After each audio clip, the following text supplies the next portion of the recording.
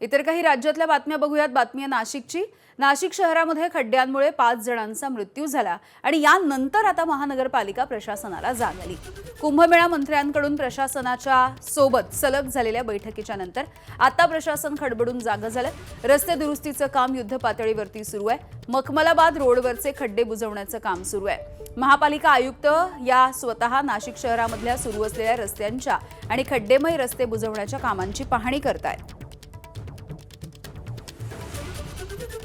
ही road 6-7 वर्ष अगोदर झाली पाहिजे होती। आता सीएससीच्या निमित्ताने होत आहे। आता पण ही झाली नसती तरी कधी झाली नसती।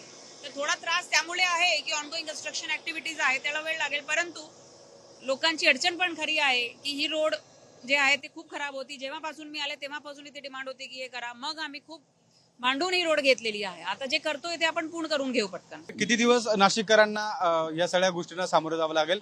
6 महिन्याचा अल्टिमेटम कुंभमेळा मंत्री। येस होऊन जाईल आपला। आता तुम्ही जर बघत असेल तर आपला अर्धा साइड ऑलमोस्ट बऱ्यापैकी त्यांनी एंड पर्यंत डीएलसी केलेला आहे।